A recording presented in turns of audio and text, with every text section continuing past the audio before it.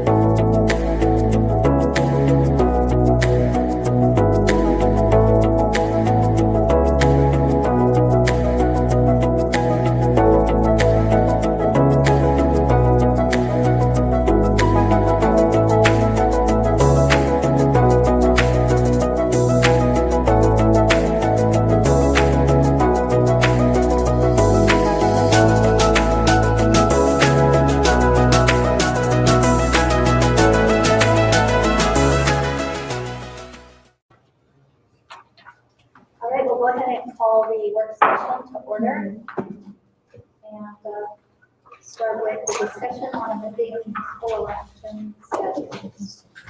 Brian, do you want to start us off? Sure, I'll start. Go straight to Don. Yeah, I'll introduce a little bit, and then Don can share his thoughts or share what information he has. Mr. Hodson from the election board came to previous one of your council meetings, spoke under public comment, made you guys aware there was a law change in last year's legislative session to allow municipalities, if they chose to change their elections from off years, which in off years we have to pay for our elections when they're not on a presidential year or they're not on an even year. So you are given the option of choosing to do that. Now there are some implications from doing that. You do have a memo from the town attorney, and they want to share some as well, but you guys do have to pass an ordinance. You have to do it by the end of the year. You have the option of giving people 1-year terms or 3-year terms if you choose to try to get them to an even year election. Just as a reminder, the way our election cycle is set up is we already have the 3 wards on even years. So it's the 2 at large and the clerk treasurer are the positions that are currently municipal elections in odd years. And so with that, Don, is that good? You want to take from there, share your information? Then I've got some other information to share with you too, but we can kind of start there. So like you said, the law changes will be made, still happen. And the election board is just advising for what you can and what you like. And so presently, I did provide some information there on the sheets. I think you kind of different from maybe a little bit. But presently, like you said, your 3 ward seats are elected in even year, which year this year. What I did is I looked at the 2022 election. In the primary election, we had 819 votes cast for each of those offices. And the general election, it was up to 5,509 because you had a contested race too. Democrat opponent too, so it's total over 5,000 votes. And the cost for the town for that election is 0. Because the reason being is because the county holds elections every 2 years for federal, state, township, local, school board, and Senate, depending on how we do each. So it's done every 2 years. The municipal elections are done in municipal year after the midterm. And so 2023 is when the large races were elected, along with the clerk treasurer, what I've given you is the primary election. There were 224 votes cast for the primary and for each of those offices. And then 849 cast for each office in the general election. The cost for the primary election was $6,760.57. And so I divided the number of those cast for the primary, came out $29.98 cost per vote cast. Cost for the general election was $15,375.04, so that came out to $18.11 per vote cast. And the total cost altogether for that year was $22,091.31. So, and the way the cost is passed on, what the clerk's office does is they take the total amount of the cost that's paid out to hire poll workers, pay for locations, different help that has to be done, canvassing boards, et cetera. Take that total cost, and then by state statute, they invoice it based on a ratio that's, is on the number of votes that's cast in each of the towns.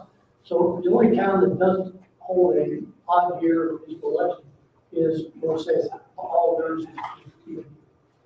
So everybody else is sharing in that cost. If you wanted to change the process, okay, first of all, the amendments would be by changing to the even year, you don't have to pay for the election anymore. The town will get a bill for those 3 reports that are on the ballot this year. And then so if we change those other 3 offices over to even years, you won't have to pay for that. Second of all, you'll have a higher turnout. Okay? If you go back and look at the total number of voters I had, primary wise, in 2022, you had basically 4 times the number of voters as compared to 23. And then for the general election, it was like 7 times the amount of people that voted in 23. That voted in 22, of course, in 23, 7 times more. If you want to change it, basically, you would leave wards 1, 2, and 3 alone, and you can have the clerk treasurer and the 2 on either elected on 1 year or 3-year terms, and then elected after 4 years out. Now, if you want to continue the staggered terms, you have to do it 1 year. So those 2 at large would come up next year. They go for a 1-year term, and after that, you would go for a 4-year term. Clerk treasurer, you either be a 1 year or a 3 year. Really makes no difference. And then the range is probably the 3 year from the standpoint that you want someone to do for 1 year, and you have to learn everything. So it's benefit to do 3 years. What we'd be doing is moving that office to run at the same time with 3 boards. And so they'll have to be even on that off term. So I've given you what the year to be. So that's the step. As said, needs to be done by the end of the year. The election office is asking if possible, anybody can do it, and have it to by the end of October. Now there's some extra time to get this together. Presently, right now, I told you Danville already adopted it. They did it over a month ago. Pittsburgh had that on their council agenda next Tuesday. Brownsburg has it on their agenda 2 weeks ago. Lakeland is, I don't know when the meeting is, but they're going to have it on their agenda. And Coachville too. And Avon is still deciding. Those are the ones who've been contacted. I think the voter registration says all of the traders, I think you received a resolution sample of if you want to do it. So again, questions? I have a quick one if they don't mind. It only makes sense if every municipality does it in the county. So is every municipality going to change? I don't know yet. Keep in mind, those that don't will still pay for the election. Yeah. So if you go from, I don't know, town to our, let's say district takes 10, and all of a sudden go down to 2, those 2 will pay for what the normal cost would be. Now, the referendum in Avon schools last year, Avon School is billed $56,000. Now, keep in mind, they have 5 point increases because we have what I call central liability. So the state statute says, because we have that, we have to have a voting site election for every 10,000 voters in the township. So that's why we had to have 5. Piggyback on that question of cost. Is it a fixed cost to our town, or is it a general cost divided by the number of So participants? the overall cost that she takes and figures out, okay, I have to pay out this much for poll workers, wherever that may be at. Canvassing, board, extra help for the absentee board for the month of 30 days, maybe you want to do, and then for your location, that kind of stuff. So there's a cost, but that during the municipal election would only be whatever towns are affected. So it would depend. So, and then that cost is told, and then state statute, I guess, dictates that has to be a prorated type thing, and it breaks it down. It basically comes out to how many voters have. And the voters in the town and the township could have duplications in there, so they're separate. They're separate. I think they provided, well, in 2022, the primary election, there were 14,911 registered voters in Talladega. In the general election, was 15,237 voters registered. And then in 23, for the primary, there was 15,047 registered voters in Avon. And the general election was 15,425. I'm not going to figure it, but right now, about 17,000. So if everybody doesn't do it, your polls shrink, your poll workers shrink, all the numbers shrink. They well, depends on where they're at. It's like, the election is dictated also, you have to have 5 point increases, because the law says that it's based on township population. So you're promoting this just to save us $6,716.27. It's 22, they have 22,000. So Like 2,000 and 15,000, but it varies. that's what it broke out then. It could be higher, because let's say that you get Smithfield Medical, Danville Garden, let's say that Oakville, Brownsville goes, okay? And let's say you pay for the loans back. You two are going to share that total cost for running those 2 elections. And Plainville will be the same vote because they'll have 5 point increases in the township population. Those are all dictated by law, right? It's not, one comes up with some bad number.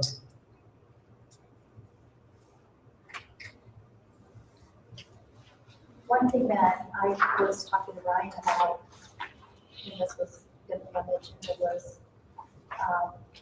how we discussed West Central Conservancy and how we have gone to our legislators even and asked that they be more transparent and that they be on the behaviors too. So I mean, to me, kind of, if we're asking for that, then I think we should be at least willing to consider doing the same.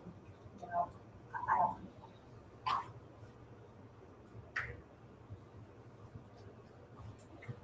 Has WCCD shown any interest? Probably not, but I'd like to ask.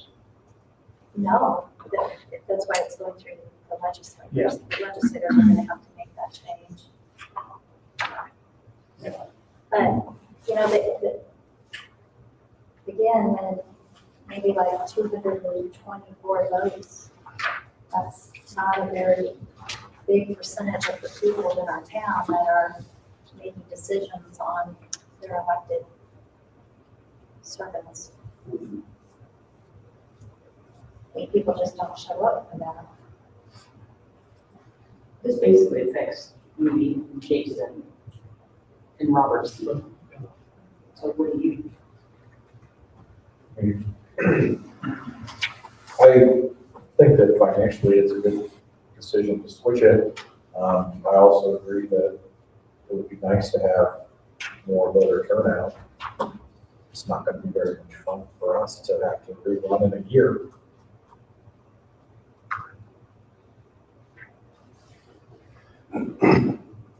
I am humble enough to know that I'm not so star-spangled awesome that I was the one who just walked out and won in a municipal year. There's an advantage to having only 224 people turn out for an election. It allows someone to actually go talk to residents. Something that I can look at the four of you, you've not done in a general election. You just don't have to. You're a Republican, you put your name on the ballot, you win. This is nothing more than a ploy by the Republican Party to ensure that no Democrat will win again in this county. You had a Democrat win here, and then you had a Democrat win in Brownsburg. And now all of a sudden, this law was changed 3 years ago, not last year. We had it on we discussed it 3 years ago because it changed. Why is it now being brought forward? I hear you, saving $6,000. But something Don Hobson continues to say is it could go up, but he's not saying if there's only two of us, two communities running an election in that year, guess what the cost is going to be? It's going to go down. He's not sharing that. Because the intention here is not just to save money, it's to ensure that voters don't really have a say in what's going on in their community. That the Republican Party gets to pick what's happening.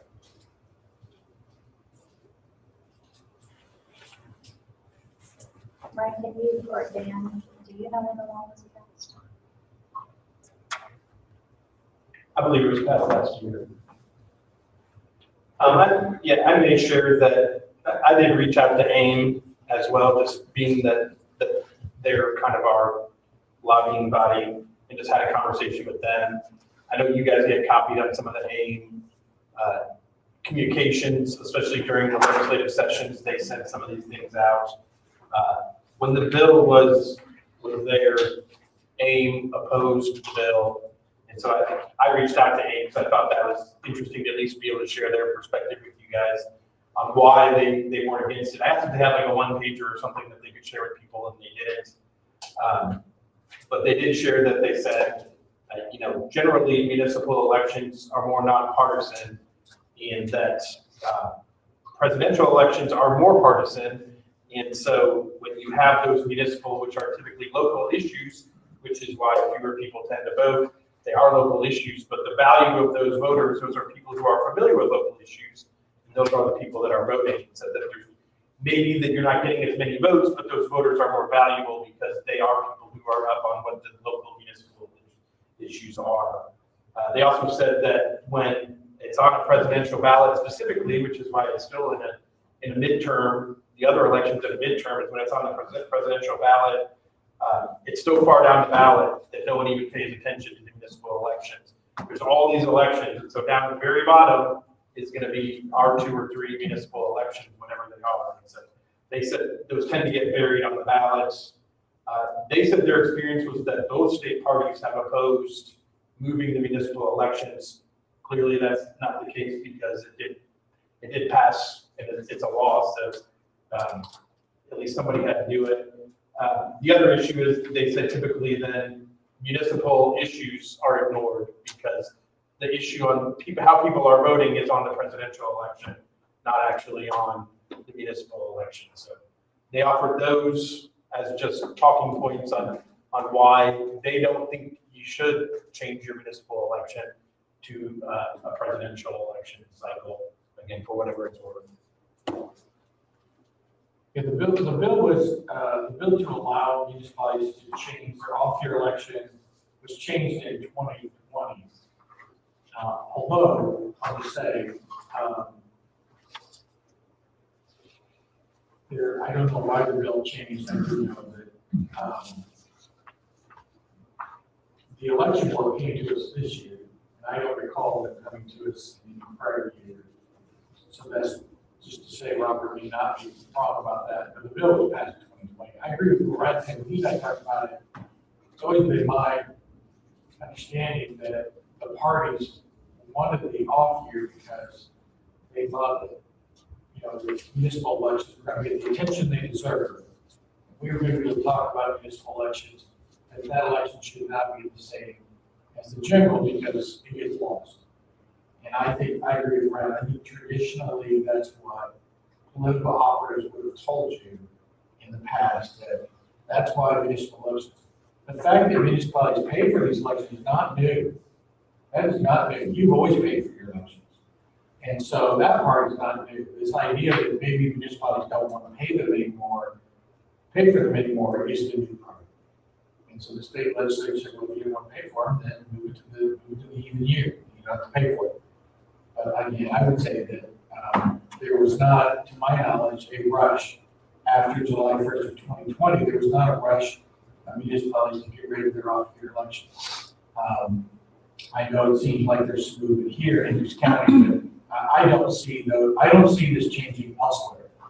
So you can do whatever you think is right, but I think there is some credence to the idea that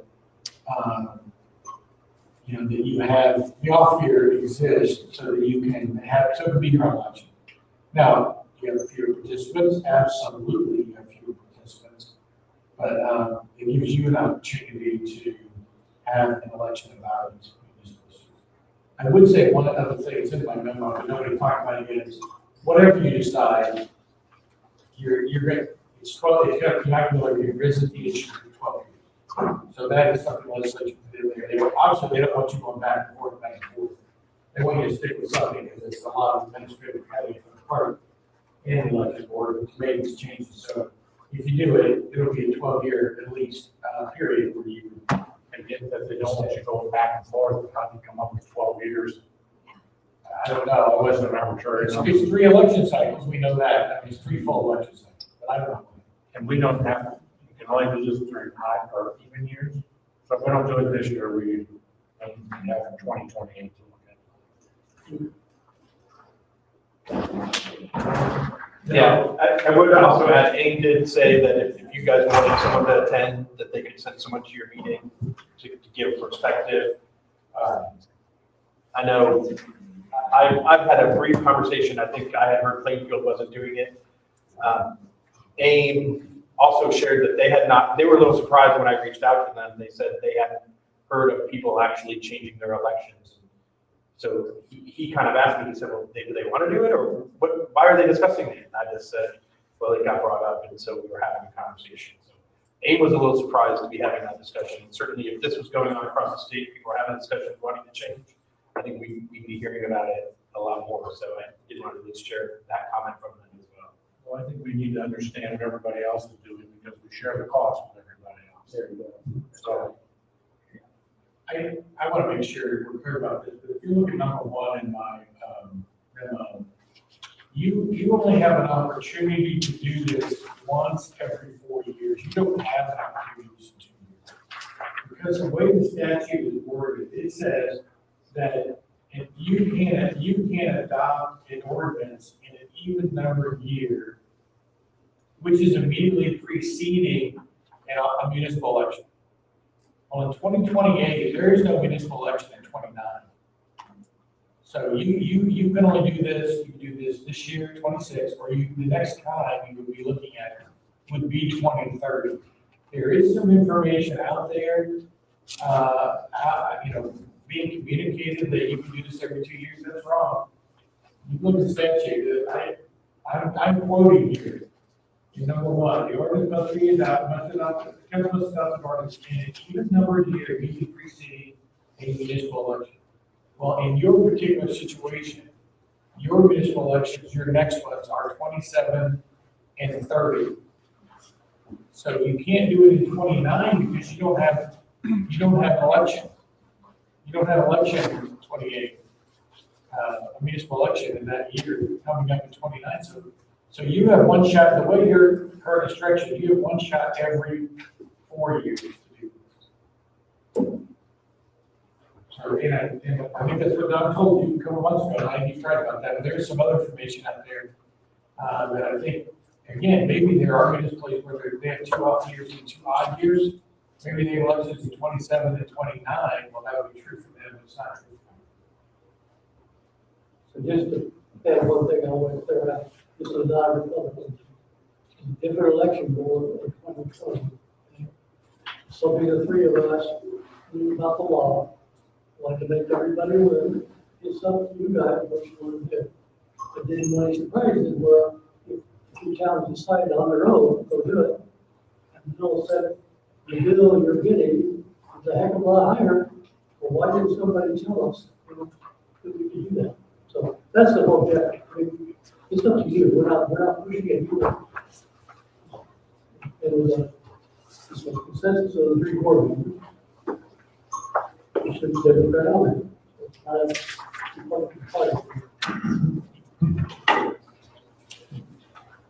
Any other questions? Thank you. We'll move on to Avon Logistics Tip Bond number 2. Yes, so as you guys are aware, Chicago Industrial has started their next building in Avon Logistics with it, which is the 613,000 square foot building. They had actually approached, and so you have a nice colorful exhibit in here. It looks like this. You guys see this? So I'm going to refer to these roads that they're showing by their colors. So they actually approached earlier this year the Redevelopment Commission about supporting the construction of the Red Road. The town's position, especially when we're providing economic development incentives, are typically that if we're going to pay for infrastructure, it should be infrastructure that benefits the public.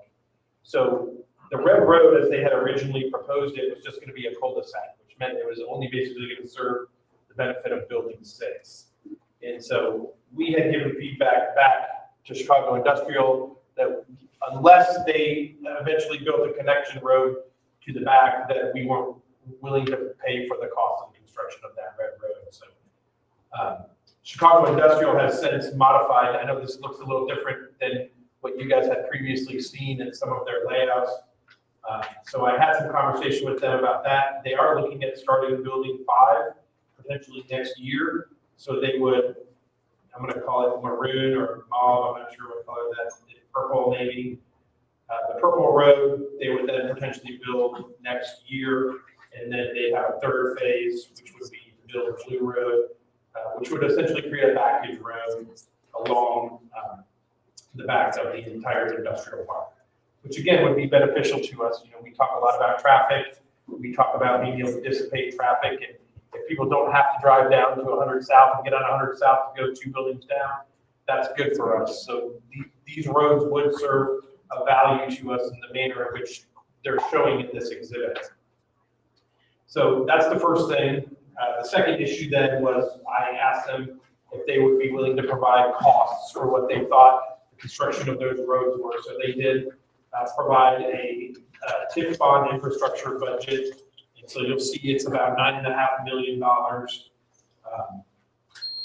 That has all the costs they expect for, again, it'd be phased. So it'd be all 3 of those segments of roads paid over time, which is a little bit similar to what we did with them. If you guys recall, on the first 2 buildings, we also did what we call like a draw bond. So we'd have the council approve the $9.5 million, but they would only draw what they need for the first piece, and then they draw what they need for the second piece, and then they draw what they need for the third piece. So, and again, just to go back, these are all developer purchase bonds. What we're proposing, we're not proposing town or taxpayer backed bonds. These are Chicago Industrial would purchase the bonds, and then whatever TIF revenue we get would be used to pay them back for those bonds for the infrastructure, which is the model we've used as an economic development incentive on these other industrial projects as well. The Redevelopment Commission, when I talked to them about it last month, were generally positive.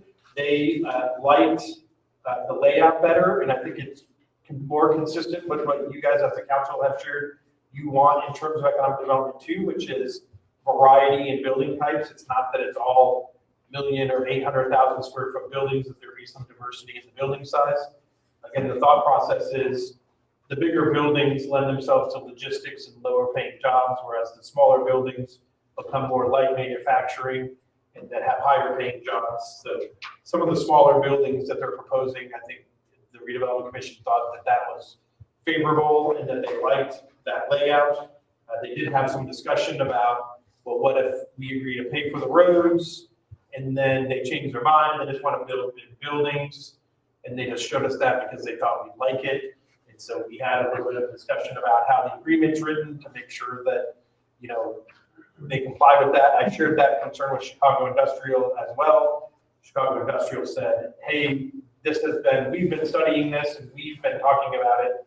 And if you guys recall, Chicago Industrial holds these properties. These are not for sale.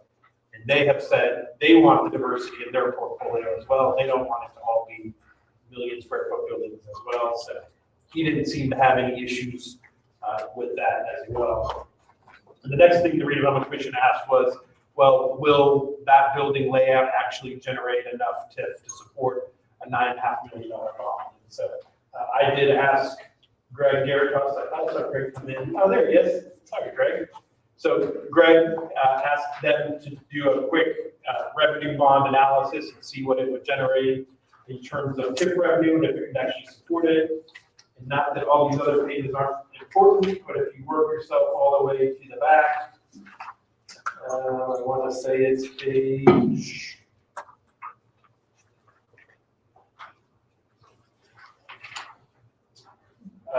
7, it's Exhibit F. It has a proposed layout, which this is the same layout we did with them on the first phase of the project. We asked them to forgive interest for the first 3 years. And so you can see how the 3 different draws and the payments would work out, and what that actually, how it works out. And so it does generate, the column is estimated TIF revenue would be $25 million. And then the debt service would end up about $12 million. So there is double the coverage to be able to do it. And the analysis by FSG does include the assumption that we would also give them the tax abatement. And so, again, if it's something the town's willing to do, the redevelopment commission has not seen this analysis yet, because I just got that. So I'll share that with them next week, but I wanted to have a conversation with the council and see what your guys' thoughts were so that I can share those back to the RDC. And certainly Steve is the liaison to the RDC, so he can help me carry that message back to them as well. So just wanted to get your guys' thoughts and input. And Julie says no. We say that we've typically not done them or considered them unless it was for public use. You don't think public is going to come off 100 and go along with that and then come out here different? I mean, how do you see the public using this? Well, I mean, it would be, if there was an accident or there was something, the public could use it. Now, it does serve the industrial park as well. And so, yes, maybe it would provide a greater benefit to the industrial park, but it doesn't have no value. If it doesn't connect to anything, that has no value to the public. So, yes, you may be able to. Typically, yes, it does. So, yeah, people could walk. There's other reasons that there'd be benefits. And if there was an accident and they needed to divert traffic back there, the public could use it and drive on it. Versus the alternative is it ends up there's fences between every building and there's no connectivity. And so that connectivity does provide some benefit as well. But good point, John. I mean, that would be the alternative argument. It still is a primary benefit. Would this be ours to maintain? It would be, yes. Which if you guys, on the other exhibit, you can see there's already kind of an existing loop road. That is a public street over by those 2 buildings, and the town does maintain those. Yeah, it makes sense. I like the draws and phases. It's developed by Mike. Have we had our engineer look at these numbers and make certain that they're, I'm not going to say accurate, but they're not pie in the sky? Not yet, but we certainly, as we get further in the process, we do that. And I will say, if you guys may recall, on the first one, I think we did a $5.5 million was what you guys approved. It actually came in at like 4.6 million or something. So we only issue bonds at what the actual cost is. And so even if it's an estimate, we'll end up, even if they're estimating it at 9.5 and it ends up at 8, we only do an $8 million bond. And they have to prove their actual cost, not. But if we're doing it in phases and costs go up before we get to the full session, then we might exceed the 9.5. But then they just have to pay for whatever goes over. And you remember that happened on Reagan Logistics. If you remember, their costs ended up going up, and we said, sorry. And we said we agreed to do X amount of a bond, where you just have to eat whatever goes over that amount. And that's what we don't have to do. We can choose to say, well, we'll really give you $8 million towards incentives to pay for infrastructure. We don't have to use the full $9.5 million. That's negotiable. I think it would help on building this, and making it work together. And then the commission did feel that they liked the size of the building being smaller, that this seemed to fit well. So that was one thing that was actually pretty strong. When Greg and I met with them a couple of weeks ago, we were talking about smaller buildings. We don't have smaller buildings. Not everybody wants a million square feet. Well, they've changed their tune. They have. that to be like a 2 million square foot. Right. How do we go? And Greg, that's exactly why I think the redevelopment commission had the question that they asked, because they said, well, I thought they were saving the middle for a 2 million square foot building. Are they just showing us something smaller because they think that's what we want versus what they really intend to build? So I do, again, I think that was a fair question by the RDC.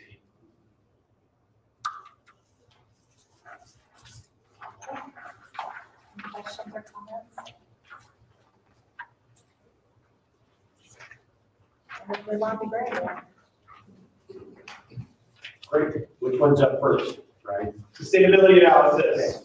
Let's go. So are we going to show it, and do they have it? They have it, but I hope they have it. If you don't have it, a physical copy with you, you do have a copy in your email. Greg, they do have, oh shoot, Greg, here, you need this, right? Is this the sheet, the one sheet? This is the one sheet you said. Yeah, Well, this is the It's not here, I don't know what it is. That's all right, it's probably, yeah. And then if you bring copies of this, here. Yes. That's what Sean. They do have that, Greg. The assessed value is in their packets. Great.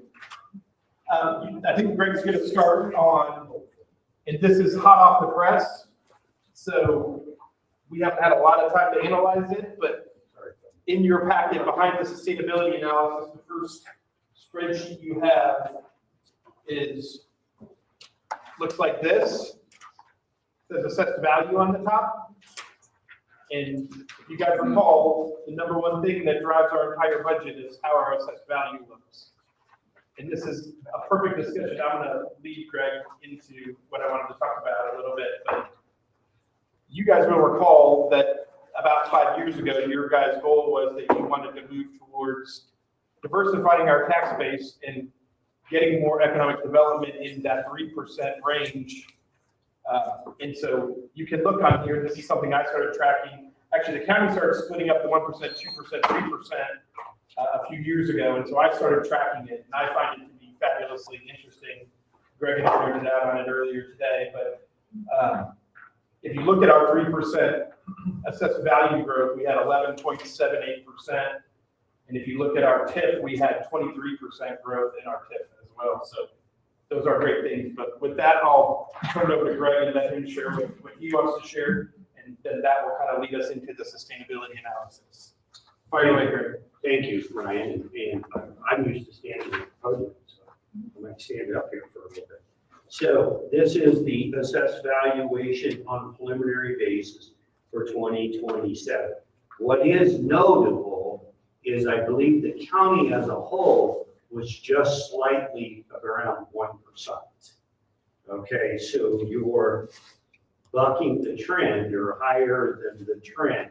And keep in mind, we've been lucky in any county if we've seen 2 or 3% growth because of the supplemental deduction and those that are phasing in on the 1% property over the 5-year period. We're also looking at the special deduction that was given to the 2% property, and that's trending down. And personal property is trending down. But here, what we see on a preliminary basis is we've kind of bucked that. And basically, we have some growing AV. In your sustainability, we originally projected a negative 2% because we projected that that would really start kind of, those supplemental deductions would really start trending you. And that may be the way we go in the future here. Just keep in mind, those are over 5 years. Okay, but the gross AV of your home may have gone up because of neighborhood desirability factor and all of those things. So this is not to be individualized. This is all the costs of property at the 2.54 together. This could be revised down slightly once the state gets, it literally was this week that it was being put together. Yeah, literally yesterday we got it. Yeah. It's And hot off the press. we've seen personal property change because utility distributed property has been refigured and sometimes checked out a couple times. So this is good news, okay? And I want to start off on that is awesome news. Now, I'm going to go through the sustainability, but before I do that, I want you to kind of look at this page because this kind of keys into the council meeting and when Ryan and I go through the fund totals. But we've been doing a lot of work behind the scenes, and I kind of want you to understand that when I make the statement that I believe Avon is in a good position to weather the 1,000-year storm that I think I swam through yesterday in Rushville, you know, and so, you know, we're in a great position. Do I mean that we should go out and spend money like drunken sailors? No. I believe, though, we're in a very good position, as you know, as SB 1, 1210, SB 2, SB 3, SB 4, all of those, when they come, you know, we want to be in the best position. You want to be in the best position you can be in 26 and 27, and that's where we're at, I believe. So in order to put all these opinions together of where our budget audit said, first of all, we had the special lit distribution, and you did very well in that distribution. You received, Julie got it back in, I think the document came out in May, and I think you deposited it in June, and that was additional edit, that was additional, basically income taxes, and I'll call them LIT because that's what we call them all now, that went into the general fund also. Next, we got news from then the state that the growth quotient was released at 6%. So the growth quotient never been heard of, never in my life have I seen a 6% growth quotient. Okay, I was quite surprised that there wasn't a memo that came out later and said, no, it's going to be 4. If you remember, it was capped in the past at 4. And so do I believe that it will be capped in the future? Very much so. Okay. Now they understood this 6%, but also understand that when we get to the sustainability, we believe the realizable revenue is more like between 3 and 4%. Why? Because with a 6% growth quotient and 2% AV growth, the tax rate will grow. And the tax rate will grow for everybody, county, you know, school, township, and everything. So that'll push up circuit breaker. So that means our realizable revenue that comes into the bank account will be less. So everybody might say, you know, when everybody ran around and said, oh, we can give a 6% raise in salary, it was like a timeout, you don't understand the numbers. And now we've got a lot of communities saying we can't afford 0. We have, I believe, been using 3%. Is that correct? And that's generally what I'm seeing around the state of Indiana. Like I said, I've been all over with mushrooms and everything else. The next thing is then we put together this draft sustainability, okay, and worked real hard on it and looked at both the income factors and the revenue on the expenses. Next then We got Julie's closing of her 630. Remember, this is an 18-month budget, right? So when it shows up in Gateway, it's 18 months. It's the last half of this year, and it's all of next year, okay, 27. And so where she stood as of June 30th gave us a real good indication on if revenues were declining, if food and beverage was increasing or holding its own, if stormwater was doing good, and those were all put into the sustainability and kind of our next version of the sustainability goal, clearly. And those all indicated that everything was going good, okay, the 630. Next then, we sat and spent the entire day, we sat down with the chief of police and kind of went through his budget, went through where we are on all the others, and then we kind of formulated the opinion on what we will present during the council meeting. And so we spent looking at, again, updated revenues, updated expenses, and things like that. Next, we got busy and we put together the capital improvement plan. And Ryan, have you given the council that? They've seen it and reviewed it, yes. Okay, so that was July 30th. Then on July 31st, we got the county level lift. What is that? That means the amount of lift that is expected to be settled to all jurisdictions within Hendricks County, and that was up 7.5%. So you could maybe yield 5, maybe 6% of that. Remember, any communities that had a higher levy, since we're a levy-based system, remember that we're levy-based, not tax rate-based yet, like Representative Thompson says, will be happening in the future. So if someone, Brownsburg, increased their levy more than you did because of annexation or whatever, they would get more of a share. Okay? So now where we are is we're at August 13th. We want to get your feedback on the budget amounts.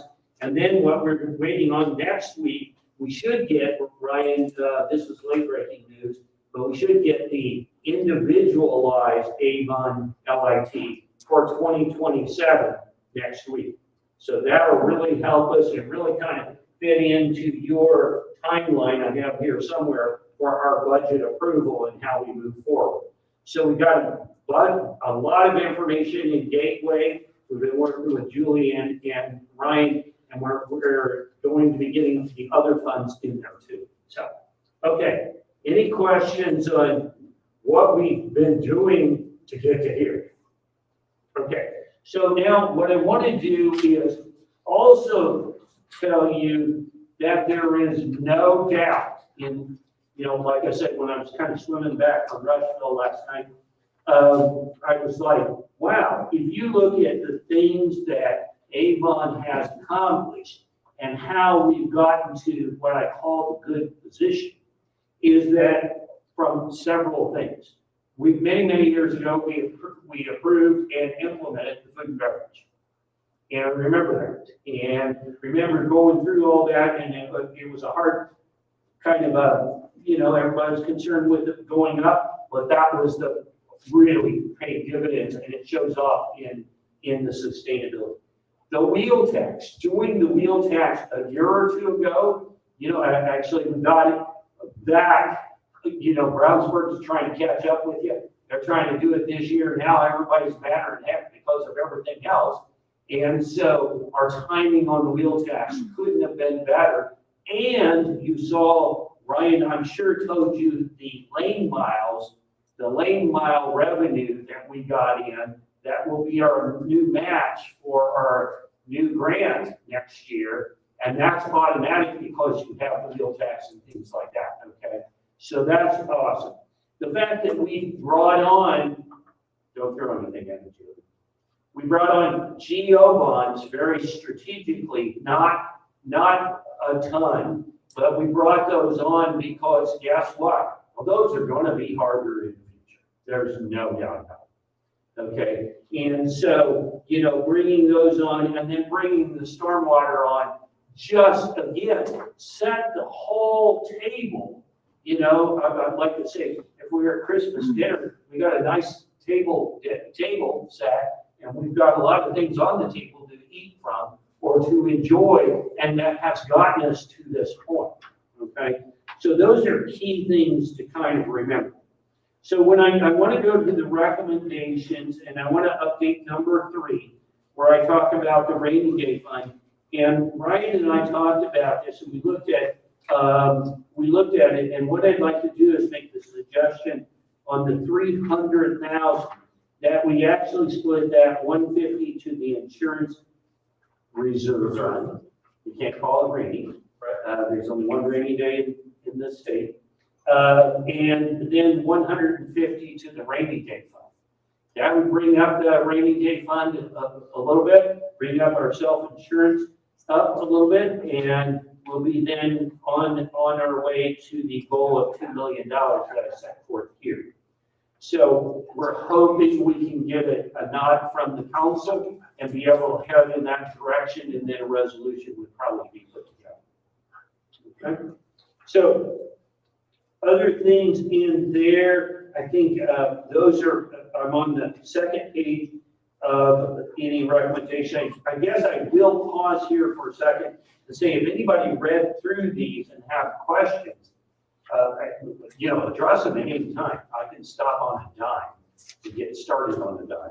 So any questions on some of these recommendations or observations that I made within the document? On here, you put 250 for the rainy day and 150 for the insurance on your proposed budget. Different thing. So that's showing the proposed appropriation for next year, not the transfer. That's what He's talking about the transfer in. So this is, we appropriate 250 in case we have to spend. So that would be if there was a tornado and we need the money to spend from the rainy day. That's the 250 that he's showing. But you'll notice on here for the insurance reserve fund, there's a footnote that says we're not expecting to spend any of that. So there's no appropriation to the insurance reserve fund. So we're not. And Ryan, it's my understanding, we did do our transfer this year. We did. And this is what we're setting up for next year. Correct. So when do we want to get to that $2 million goal? It would be nice before LIT comes to a theater near you. Which is when? 2028, 2029, and 2030. Very clear, right? So there's a implementation in 28, collection in 29, and then maybe you receive it in 30. But guess what? I expect a lot of things to change. So, but that's because of the state lagging. Part of that, they figured out there was going to be a lag from the state of Indiana on tax returns and things like that. So imagine that. So we'll move 150 at the end of this year into the rainy day fund then? By March of next year. It'll really be beginning of, we'll have you pass a resolution at the end of this year, and then we normally tell Julie to do it before March 1st of next year. And then we always catch up with the additional appropriation. So again, you get to, you get to $1.8 million. The other 300,000. Yeah. Which we want to be careful and cautious and, and keep the ship headed in the right direction. Okay, any other questions on any of those? If not, I'm going to jump through some of the specific information kind of in the back and kind of talk about, because I think unless you've got some specific questions on any of the actual funds, like the general fund, the added, or anything like that, if you've got anything on the cash flow, now keep in mind, we will, this set our tone for the numbers at the council meeting, like I said, and then once we get those, the details of those, the sustainability will be updated for those. And we got most of the general fund in, because Brian's been working on that, so. Questions on specific funds?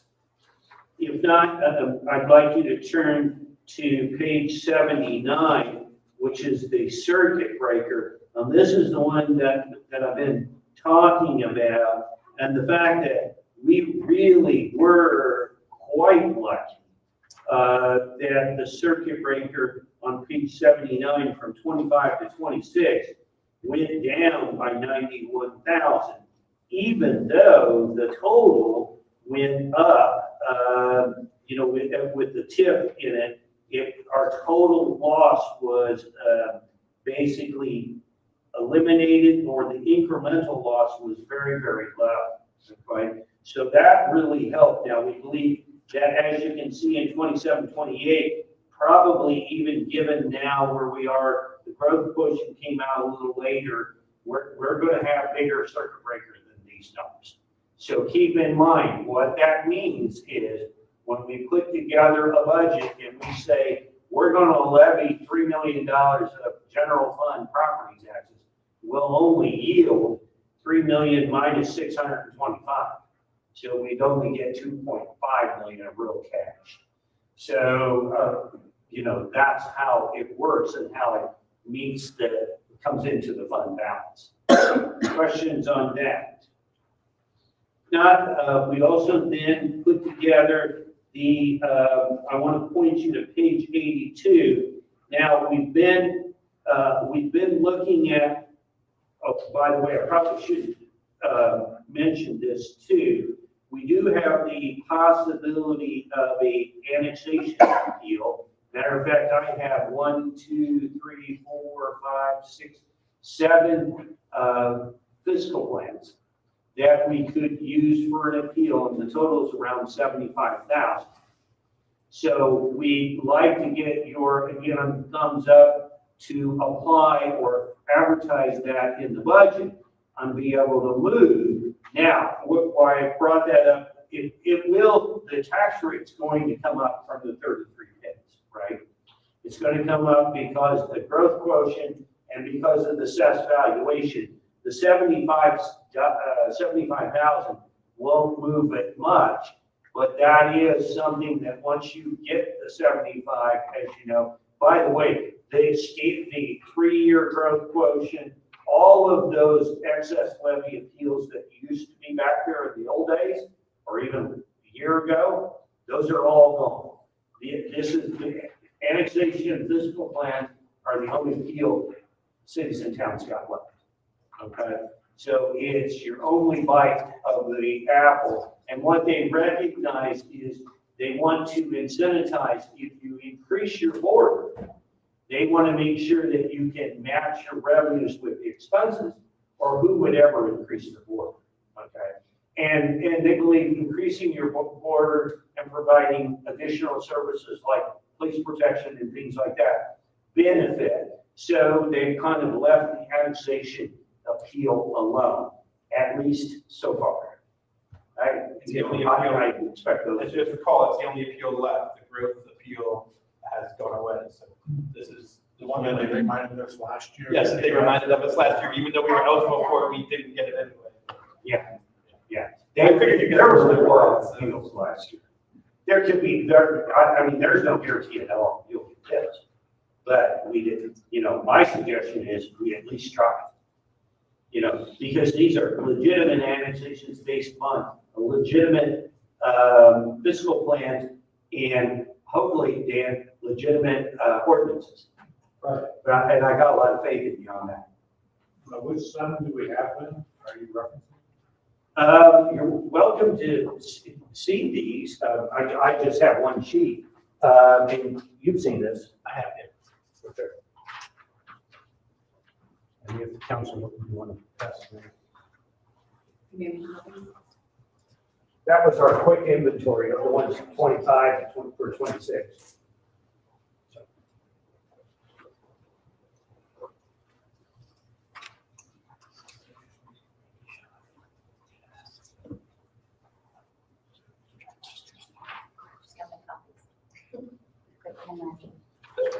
So I'll turn to page 83, and 83 is your projected assessed valuation, or your actual assessed valuation. And what's interesting is we're going back to the days of 2013 and 2016, when we had 0.35% growth in AV. And you see what we enjoyed in the past, and that's due to annexation, that's due to all the, people building homes and all the things that Ryan showed you on that AV sheet. And so, I expect very highly that we will not have those growth numbers in the future. You can even see your personal property at one, it was 148 million, 149 million, and it's going down like a rock too, at 114 million. Okay, so what I mean by the perfect storm is we're going to have a lot of pressure on AV. We're going to have tax rates going up. We're going to have circuit breaker until you hit $3. Everybody, the total tax rate hits $3. We're going to have a new regime on lead, okay, coming to a theater near you. That's why I want you to be as strong as you can before you go into those. Now, the lead discussion, as Ryan has shared with you, looks like we'll be faring well, maybe better than others, but the fact of the matter is, it's going to change. And there's going to be a lot of hard decisions. Now, if you turn to page 88, thank you. Page 88, this shows how the 2026 property tax rate is broken down. This is our 3.33 pennies. And as you can see, we've got a very low debt rate of one penny. That's very, very low. And keep in mind, again, most of the debt that we've incurred recently is the developer bonds, and they're on the hook. It doesn't use our 1 penny at all. And by the way, on that one that you presented just a little bit ago, I really love the 3-year forgiveness, because what would a lot of people do, as you know, Greg, they capitalize that interest. That just makes the bond size higher. That just makes the taxpayers use that money for that. And by using and if we can get them to stay with the forgiveness, it really just gives us more money back in the pocket of the taxpayer eventually. So I love that they allow, that they agree with us on that, because a lot of developers don't want it. They just come out. So next one is on page 92. We got the comparison of the 2026 rates, and this is the one that we're at. Our total rate on Avon is 0.7980. Plainfield, with their 2 billion AV of captured just in their TIF district, and 3 billion in their town, yield a little bit better than us at 0.7958. But that's the way it is. But we're still right here, and we've got it. And this kind of breaks them all down and puts in the debt serve the fire too. And so it's an all-inclusive rate. It's not your 33 pennies, right? It's your 79 pennies to make you comparable to everybody. Okay. And there's a graphic depiction of that on page 93. So ultimately then, I guess if you turn to page 110, this is our weighted cost of capital calculation that I've gone through in the past. And you can see our overall cost of capital in 2012 was 4.3. We're at 3.1. So we've got everything we've done, even with the lease rental bonds of 3.79, which was in 2025. We got very low cost of capital, and our 2016 bonds will be paying off in a few short years. So even though we did issue that, we issued that at a very low price. And Greg, as a result of your bid yesterday, interest rates are more like 4.5. And so, And you can talk to me about that too. okay. You should have been 4.3, and then you would have won. But so that's very, very good, and I think really kind of sets us up fine. Again, we are using very, very, very little of our 1 cent of our tax rate. I'm sorry, Julie, but that's not a lot. So, and that's for our GO, and keep in mind that you've built some really good assets. And what we've been able to do with the TIF, and, you know, when we all go up on the hill, that's one heck of an asset that we're gonna have up there. And so, you know, we've come a long way on things like that. So Ryan, what else do you want me on the sustainability to cover? Because again, if you've looked at the funds, the fund trend, most of them are holding their own, going up a little bit.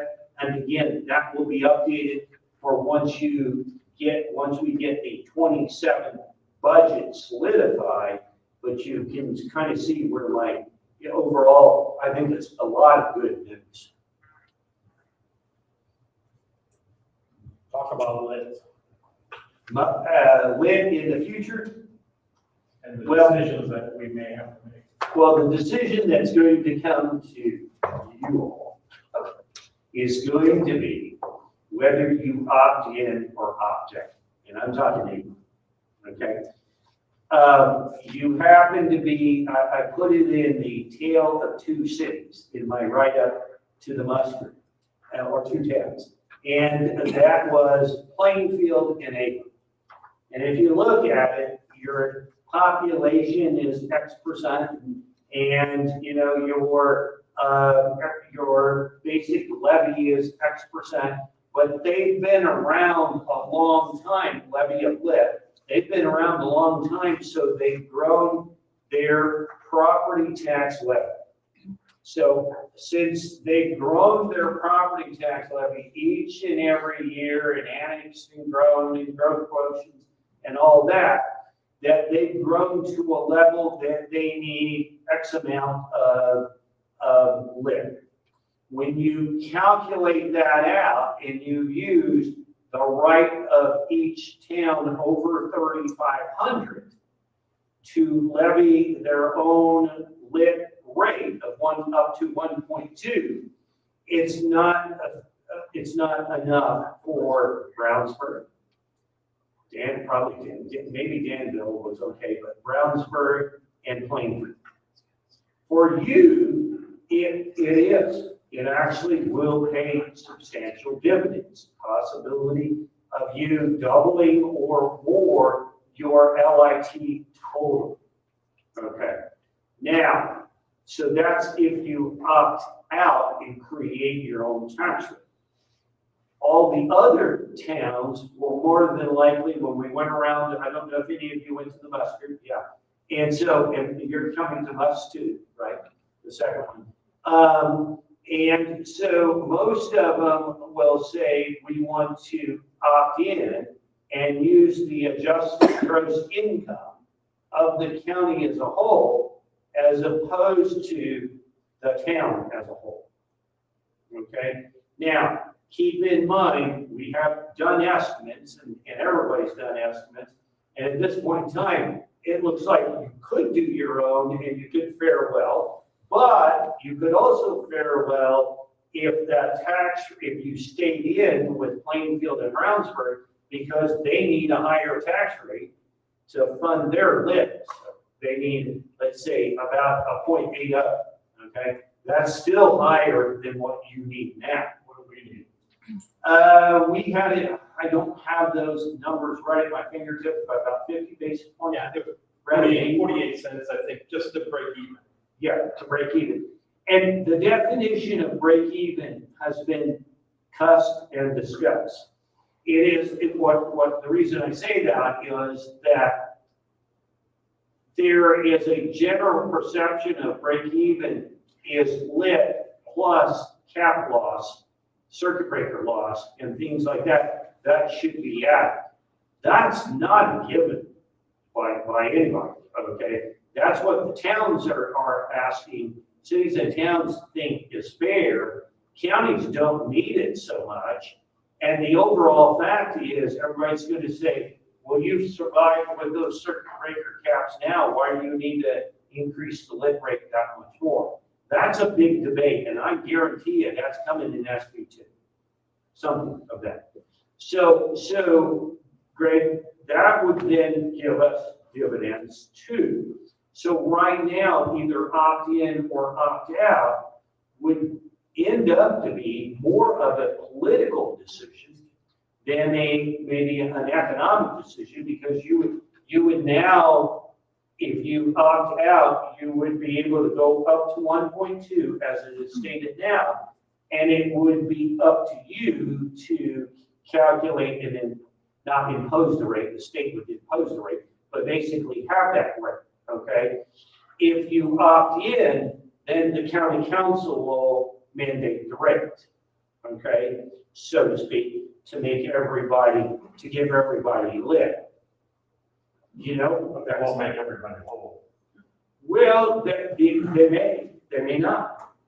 I don't know, right? That will be, Well, if they do, then they do the 180 rate, and we certainly benefit from that if we're at 50 basis points. yeah, And if they don't, then you're down to the 120 maybe. We still win, but then how much can we do ourselves without it? right. You can do up to 120, as it stands today. But then again, what you might say then is if they opted in and they became 50 basis points, and you said, we want to opt out, create our own tax rate at 100 basis points, you'd be twice as high. Okay, and so that will also have, in my opinion, annexation impact. It will impact your annexations. Okay, because one might become savvy enough to say, ooh, if I stay out here, I'm going to pay less income tax. You know, so my recommendation to Ryan is, you know, we keep on our trail of annexation, because we may be the same rate, but if we have to end up going and creating our own rate, that might change that story a little bit. But, and, you know, getting that donut hole legislation, you know, it is really, really important in my opinion. I think the state's going to hear us loud and clear on that, because they're going to say, oh my gosh, we got to put a virtual fence around Jason's neighbor because he happens to be out of the town limits. I'm just stating as an example. We've known that for years. But Jason's in. And so, you know, creating those virtual fences to capture people's traction, go be nice. It ain't going to work, okay, to be Mr. Obvious. And so, you know, that's where it's going to come down to, Greg, and you know, in one hand, you get to choose your own destiny for the rest of your life. In one other hand, you might choose the other for the rest of your life, so to speak. And once you opt in, and it is my understanding, you cannot opt out. So you don't get to play the game of 1 year, 1 year, 1 year, 1 year. Is it locked for 3 years? Well, the rate is locked for 3 years. You can't even read the, that's opting in. One, you don't know what the county's going to do, so you'll be surprised by what they choose. And then you're locked in for 3 years. Whereas if we do our own, we control our destiny. And that's not playing real good in, you know, I do Martin County.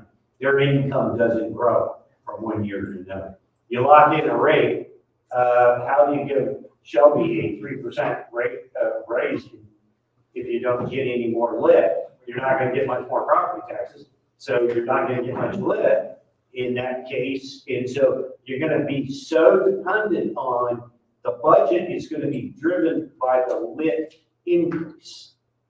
And the lit increase is driven by the adjusted gross income in the town of Avon or the county of Hendricks. Now, the goal is not to pit anybody against anybody. You know, as I said in the opening thing of the Hendricks County month, we got to all be in this kind of fishbowl bowl together, because it's the county as a whole that's the important thing. Okay, and so that's what I still believe, and I think the county council believes that. But they're struggling, you know, they'll be struggling. There's no doubt about it. It sounds like we're going to be much better if we do stick with have our own. And in light of what you mentioned about we did well with the wheel tax, food and beverage, you know, our history of that. So if we can control our own, it seems pretty darn logical that we should stick with that, rather than just going on the tail of the county on a regular basis. It's going to be a tough call, I'm telling you. And the good news is, guess what? You don't have an ordinance in front of you tonight. So, you know, that won't be until 28, maybe 29. So we've got some time. I do believe SB 2 is coming. I do believe it's going to change things. And so, Steve, your observation at this point is you've managed your finances very, very well. You should be able to manage it very well in the future, so I don't disagree. But either way, when we saw this great presentation at the Must meeting, put on by this company that is top notch, we make out either way. But what would be better for our future? If I like the idea that we control it. And that's it. I mean, it's gonna be a tough decision for you guys. And that's what, so Greg has a beautiful model that we can spend an entire hour and a half moving things around and letting you guys see what the different things are. I don't think today is that, but Greg and I would like to do a specific lit meeting with you guys pre-must, because at some point you are going to have to give Julie guidance on how to vote at a meeting, because Julie is our representative on the must board or whatever they're calling it. So I think late August or early September, we'd probably like to probably have a conversation that's just a meeting where all we talk about with you guys is the must, where Greg can put his model up, show you the different scenarios. Let's just assume the county approves an 80 cents. What is the impact of the town? What is the impact of the town does 80 cents? What is the impact of, because it changes under every scenario. What if Plainfield opts out? That's going to change the scenario and what everybody gets. What if Avon opts out? How does that impact? So, and Ryan, I think the integration between Avon and Washington Township Fire is so important, because the one version you shared with me, you know, we talked about today, Avon Fire gets nothing. Right. Now, they might be assuming that you're going to give them your extra. Well, that's not a good assumption. And that may be another thing that comes into play, which will make your decision even harder, is depending on what decision it is, we could get a huge influx of additional lit revenue, but like the school is no longer going to be able to get lit. So the school corporation may come and ask you guys for a portion of your lit money, or the Washington Township Fire Department may come and say, hey, council, will you support us and give us lit money? So all of these things, you're going to have all these decisions to make that are going to impact other entities. And so we're going to have a friendly consolidation discussion then, is what you're saying? I'm not saying that. It would maybe be a great idea, but I don't know. Just Dawn was there too. If you see all the scenarios, we are just finally getting what we deserve. And I don't like to share, but that's just. Well, Julie, I'm with you there. So if you thought this job was boring, now just wait. So yeah, so we'd like to, and that's what we want to do, is just get it up on the screen, get my analyst, and we're going to do some what ifs in there and take you as deep in there as you want to go. And I'm telling you, when you get all the nuts and bolts together, there's a lot of changing things. And what I'd like to do is get you educated on where it is today, so you understand when SB2, and again, I call it that, right? SB2 comes to a theater near you.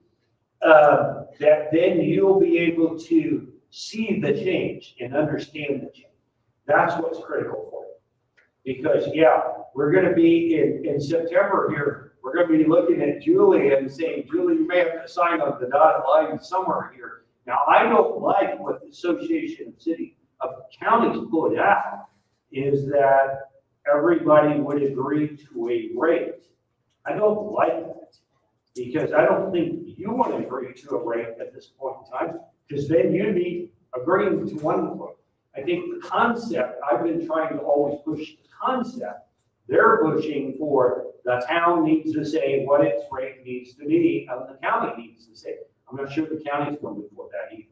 But, you know, I don't speak for any of you, I just guide you.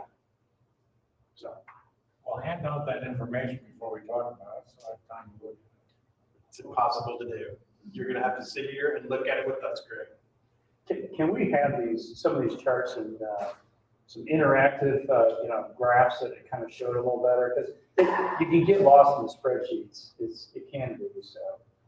we can see about that now, we may need a week later for that, but sure. Yeah, You know, yeah, I have a graphics person that can do that. yeah. On some of the key points. Yeah, we can't make a I real-time know it's too dashboard. much to do everything, the key points. Yeah. Okay, When's that next month's meeting? it is next week, I believe, isn't it, or the week after? And That paper said the 17th. be careful. But they said the 26th, Yeah, the date. and then they also said that it still may not, depending on when we get the data, they may move it, so. Forgive me, you're saying that, You're saying our next meeting with you guys. that Julie's gonna need some guidance from us. You said. No, these are discussion meetings. Got it. When is the decision? That's not been set That's yet. not been set. It will be sometime in September, maybe later in September. So sometime Late August. early September, we will want to sit down with you guys to look at it.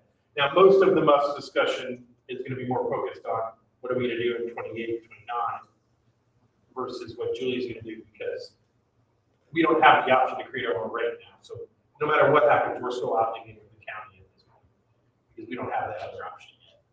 So the county's making the decision really at this point, correct? Now, why are you saying that? You're over 3,500. Right, but we can't establish a rate until 28. Oh, no, So I'm saying no, for no. 27 and 28, we are with the county no matter what. Well, But we're under the weird system, not the same, not the way the system's gonna shape.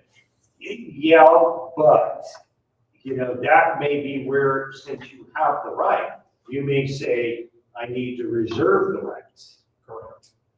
Okay, and get that, because otherwise you might be sending a false signal. You see what I'm saying? Well, we need to talk further. Yeah, we'll talk further on that. So. Fun, isn't it? Any other quick questions on sustainability? Again, Greg will be at the council meeting to talk about his recommendation fund for the funds. But I think it's important, again, each and every year, I wanted to write this down and show you everything that we went through to get to these points, because, man, you know, the data just keeps coming and the hits keep playing. Okay, and so we just don't sit down in a vacuum and say, we can't afford this, or we can't afford this, or whatever. We really, we really put some time and effort in it, and we know exactly where you are. We know in 27 and 28 where you're likely to go. We don't know too much after that. Okay, it's a little murky, but it looks like it's a good murky, if that makes sense. Okay, Ryan, you told me they needed the break, so Yep, thanks, Greg. yes, thank you. Just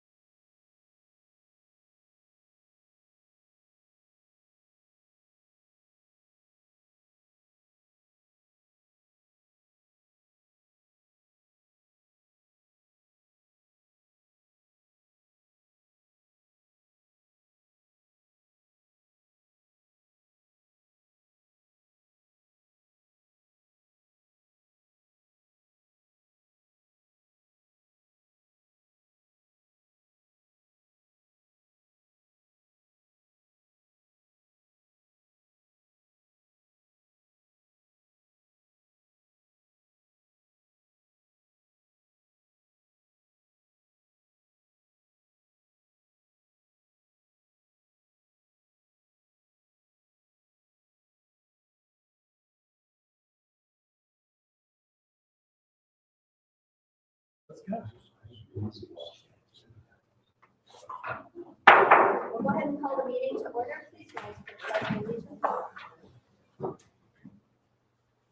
I pledge allegiance to the flag of the United States of America, and to the republic for which it stands, one nation, under God, indivisible, with liberty and justice for all.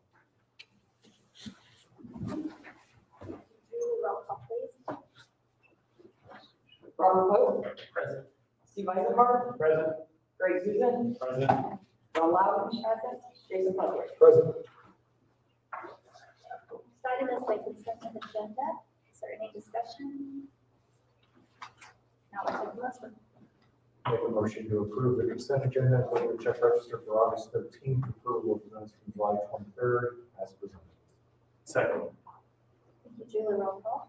Jason Puckett. 4. Robert Pope. 4. Steve Eisenberg. 4. Ron Loud. 4. Greg Susan. 4. Next is public comment period. The public can comment on items on the agenda that are not part of a public hearing this evening or on any specific matter within the council's jurisdiction.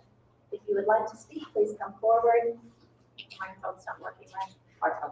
Microphone's not working, so you don't have to press the green button.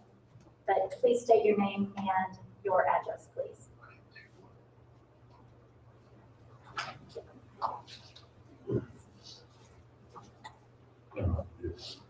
Hi, John Taylor, 217 Morning Place, Martinsville. I'm here tonight to let everybody know that we have someone to run an economic development partnership, and I brought her with me so you get a chance to say hello, and I'm gonna let her say a couple of things. But I'm gonna say one thing before I leave. Thank you all for what you did for me over the last 7 years and believing in what economic development is and what it can bring to the community. And I think Greg wouldn't have as much to talk about if it wasn't for all the new development that's happened in the last few years. And thank you for every time I've come before you for a tax abatement or using TIF dollars, you always were supportive and understood. So continued success to the community. And this is. Oh, I'm Jennifer. Thank you, John.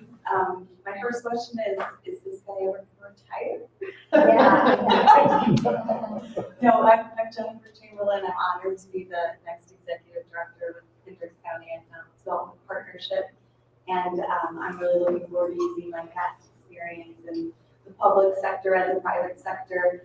I started my career I got my master's degree in geography. That's kind of like a fun fact. It's kind of unique, but then served in community and economic development departments in Portage and Fishers. Did that for 8 years, both those communities throughout the state. And then I worked in the private sector for the last 14 years. I was most recently with Thompson Thrift and worked in multifamily development over the last year. But the real bulk of my career was at Simon Property Group, and I was there for 13 years, helping leasing and development or redevelopment of acres. And the common thread is just trying to attract business and investment to a location, whether it's at a community or finding an apartment site or at a shopping center. So I look forward to doing that here in Hendricks County. And at Avon, I'm so excited. There's so many exciting things. John has really done a great job setting me up for success with East and Gray and the Mormon Church and all of those opportunities. And I look forward to building upon that. And my last thing that before I sit down and let you move on is that I want to let you know that our organization is here to serve you as a partner and as a resource. My personal goal is to make that a reliable resource and a trusted partner. So please don't hesitate to reach out. And I would love to meet with each of you and get to know you better and what your priorities are and make sure that aligns with our organization. And thank you for your time. I look forward to working with you all. Thank you. Yes, trusted. Anyone else like to come forward? Thank you very much. Bye, John. Bye, Very John. nice to meet you. Okay, no one else coming forward, so we'll close public comment and move on to department updates.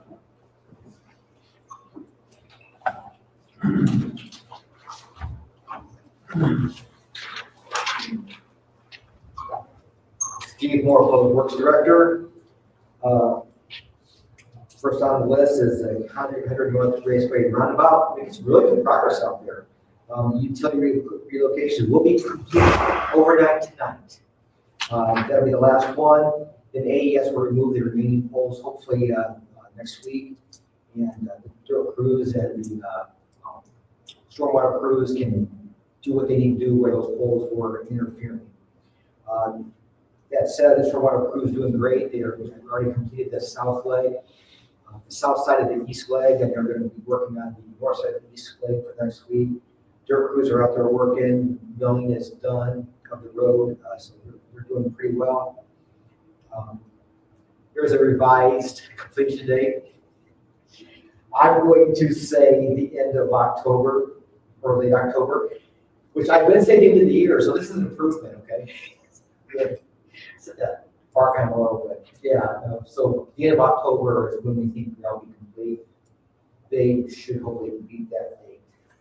Road widening on Dan Jones Road, Phase 3. Utility relocation work continues. The electric transmission poles are done. The electric distribution, they'll still have some poles to set later this year. AT&T will begin their relocation on the west side of Dan Jones as soon as their utility locates are clear. Once they're out of the way, our road contractor will be able to then temporarily widen the west side of the road so they can shift the 2 lanes to the west and then work on the east for next year. Dan Jones widening Phase 4. Design is progressing to allow for bidding. Design should be done for this fall. I don't know if we'll actually bid it this fall, being pushed to 27 based on and utility locations, but that's making good progress. CCMG, all the concrete work is done. They're doing full depth patching on 200 South right now, and then hopefully they'll get that paid next week, and then they'll jump into all the neighborhoods where they've got the concrete done in those neighborhoods. Sidewalks, we have a sidewalk and curb project going out for quotes. It's out for quotes right now, waiting for them to come in, and that work will be done again this year. Stormwater utility, we received the quote today for the Kingston drainage project. We only received 1 quote. Not sure why. We had 5 of our regular bidders. Nobody responded but 1. I'm not sure why. I will be finding out why. But it was a good price. It was $50,800, and the estimate, engineer's estimate was 62, so it was under that. Still don't know why the other guys said quote. So the storm board will be considering that acceptance of that quote at their next meeting. Big excavating, by the ones who didn't vote, completed their regrading of 900 between Gaslit and 200 North. That area there on the east side of the road. There's another section that has to be done yet. And that's pretty much it. Any questions? Steve, just a little feedback. Are you feeling like you're getting good feedback from the utilities? Are they being responsive to you, as far as communicating well? Oh, utilities love me. No, they don't. I sense a little sarcasm. We have a healthy relationship. Oh, I sense a little more sarcasm. No, I know, I guess I just throw that out there in case there's comment or room. Utilities are difficult to work with, and that's the long part of it. I've actually revised our contract agreement form for our consultants on utility coordination. Lessons learned, right? Things that we want to make better and try to avoid pitfalls in the future. So as things happen, I'm trying to counter them with contract language for the future projects. I think that's probably the best way to go forward on that. So that's good. I know you're in a tough decision, so I was mainly asking this to see if there's room for movement in that direction. So I think honestly, I think they all are working well with us. I think as well with us as anybody, maybe better with us than most. Okay. Yeah, that's good. I have a question. I thought I read recently that there made some announcements about CCMG money. Yes. And Avon was not on that list. I don't know what you're talking about. The congestion then? They were awarding the next round of funding? There was a second, yeah, there was a second round, but we weren't eligible for the second round because we were funded in the first round. Oh, yeah, so They that, changed the program, it's not working the same way. so basically the state came up with like another $75 million for the ones they get awarded in the first round. There were some administrative issues with, but we were fortunate enough to have all our issues resolved, and we were awarded in the first award for the year. Then the second round came out for people who did not get awarded, that did not include us. But we do, now that you mentioned CCMG, we do have our designer working on our application for the next round that's coming out in October, I think October. So yeah, we're already working on that. So we're getting our engineer assessment. We're going to walk all the projected sites next Thursday. I didn't want us to miss out. No. Anything else? Thank you.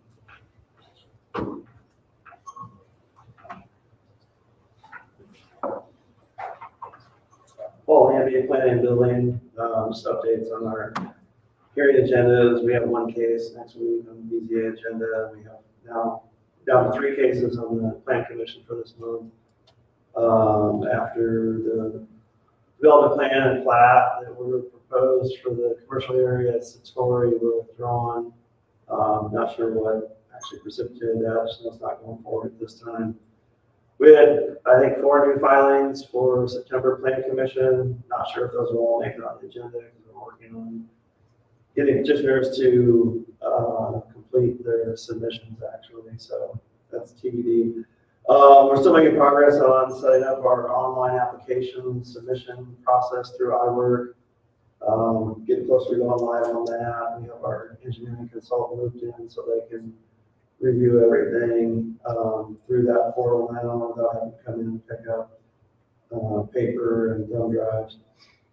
So continuing to do some testing and troubleshooting on that, but hopefully that'll be going live in the next couple of months for the public to submit to.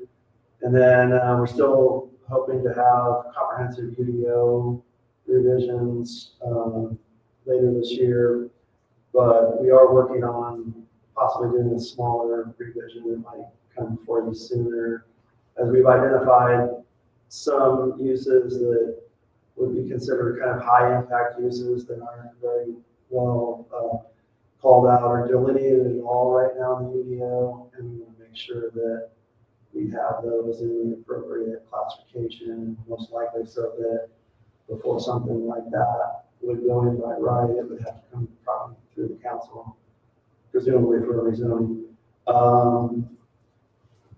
And from the building side of things, you should have Mike Tully's building activity report for July. If you have any questions on any of that, just reach out to him directly. And the building permit fee increases that you all adopted earlier this year will go into effect in 2 weeks. Happy to answer any questions. Thanks, Paul.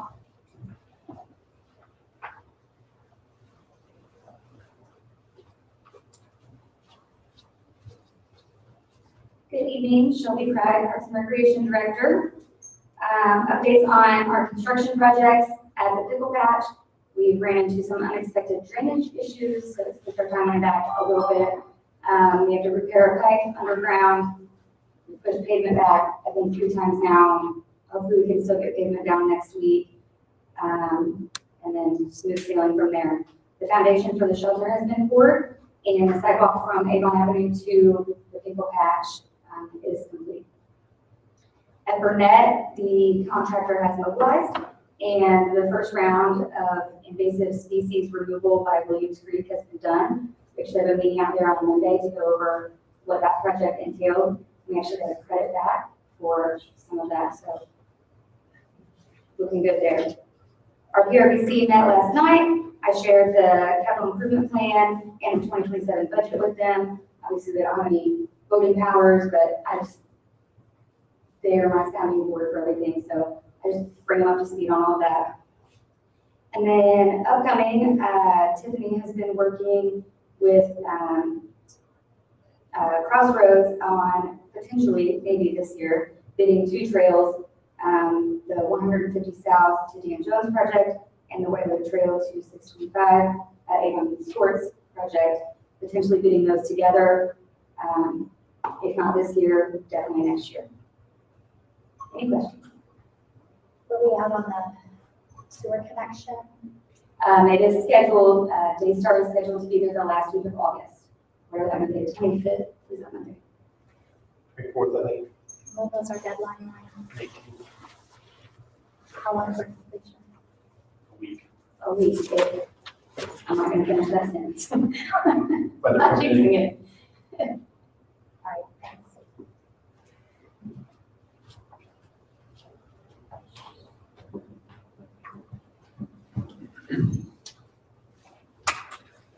Good evening, Sean Stevens, Chief of Police. Officer Adam St. Jack, he'll be graduating from the Indiana Law Enforcement Academy next Friday on August 21st.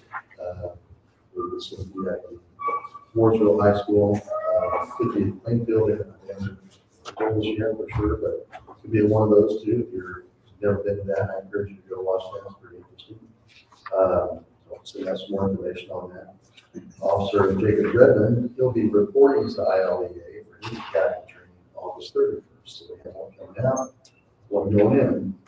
And then on Monday, Avon Police Department Air Board met and convened and voted unanimously to vote to tender 2 final conditional offers of employment to 2 other new officers. Both of them are completing their final retirement physical, psychological examinations, and other remaining portions of the background investigation.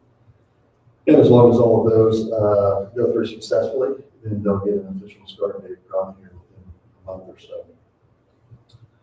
We received our annual reimbursement from the Indiana Crime Guns Task Force in the amount of approximately $102,000. That goes to reimburse our payroll and our cell phone forensic technology platforms that we help support that program on the investigations. Happy to answer any questions you have. Those are expenses that we've already incurred. And Yes. your 2 new officers, how many officers will we have them on board? That will be 44. And if we filled all our slots that we had at the beginning of the year? Yes and no, because we originally set aside the 2 positions that we were going to fill because we weren't sure how the levy was going to impact that.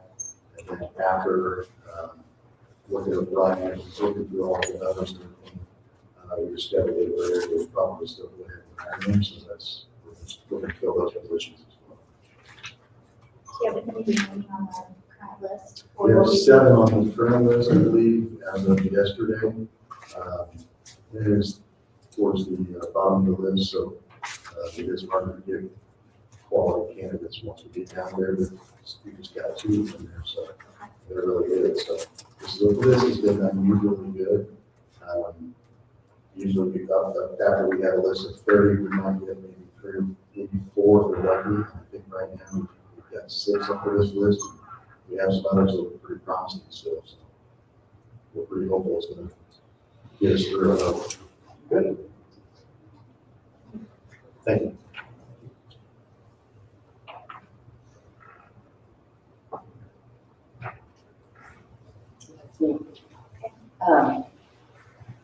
I sent you guys reports. We rolled our July. Sent you guys reports to check your emails. If you have any questions, let me know. You'll hear about it later when we started budget season. Greg's gonna go over everything, my favorite time of year.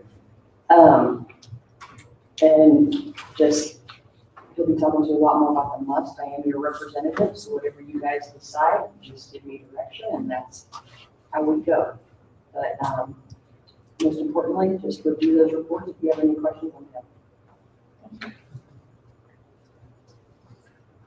All right, moving on to council comment and liaison reports. Steve? I think our work session, I think our work session, we covered Avon logistics about the background with the comments of the board, and Chad Ryan was very good about covering all that. So I won't want to go on anymore. I'll just say that they're having good interaction. You're not just having a board that meets and approves funding. They are going through this, as Brian related during the work session.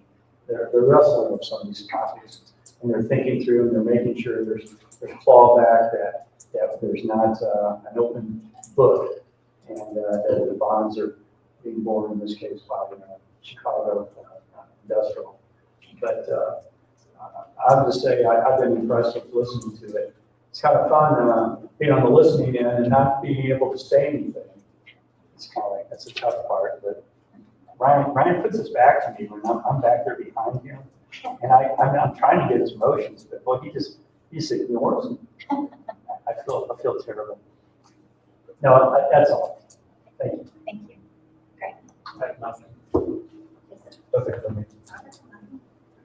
I'll just say that there's a Taxaway Day coming on Saturday, August 22nd. That will be at the fairgrounds this time, at Hendricks County Fairgrounds, entering Gate 5. And then there's a community shred happening Saturday, October 22nd, and that's going to be at the Plainfield Library. That's it for me. New business. 2027 budget introduction. Greg? It's just going to be here. They've all got a copy. Okay, I can never all copy. I didn't print mine. Thank you, and good evening. Oh, okay, I've got one. Thank you, and good evening. I told you at the work session, we've actually been working on the budget since May 11th. We've gone through about 8 different items, and what we're showing them tonight, or giving you tonight, is our usual step 1, which is kind of giving you the trend of the budget since 2021 and where we're paying the 27 total budget by each fund, okay? Now, you might notice you've got a brand new fund, and you might say, well, where did the building and construction fund come from? And did you and Ryan just decide to do a new fund? Well, obviously we didn't, because Julie would have had something to say about that. The state of Indiana believes that, actually the Builders Association believes that, most municipalities are making a ton of money off of building and permit fees. Well, I haven't found one yet. I'm still looking for the county or city, and Dan, maybe you saw some, but I don't know anybody that's making a ton of money. And so they've required us now, effective 1/1/27, to set up a brand new fund. And so that's what we've done here with the $635,000. Now, that's not the total budget, it's more like $900,000. So we've had to keep some of it in the general fund because, and that's what the footnote says down there, if you can read it. But what we've said is that it's going to take, basically on January 1st, we're not going to have any revenue, okay? And so we're going to have to pay some of the starting numbers out of the general fund. Now, what we've made the suggestion, and Hendricks County is doing this too, with their building and planning, is that from here on out, they're taking their money that they collect on building and permit and putting it into this new fund. I am suggesting that's probably what we should do. So not put it in the general fund, but now start transferring it by resolution, subject to a resolution, so that Julie's just not doing it because she wants to, with council's approval. And so we would then fund that like September, October, November, December, and hopefully have a beginning balance. We may have still a negative in that fund that we'll have to make up. But ultimately, we want to get all of the expense in there, get all the revenue in there, and then if it takes refilling it with some other revenue, you know, that's what we're going to have to show, because they're going to come back and say, either, see, you are making a lot of money, or they're not going to say anything, and you're going to say, this was a huge waste of time. Okay? It's kind of like when we created the LIT general fund on the county level, and that went away about 3 years because it was a huge pain and wasn't worth it. So we've got some of the about 300,000 within the general fund. We've also then given you the updated fund balances. Keep in mind, interest income Julie's been doing a fine job and we're getting a lot of interest income, but that's really what built up our cash balance along with what I call the pennies from heaven, which is the supplemental lit that drops in.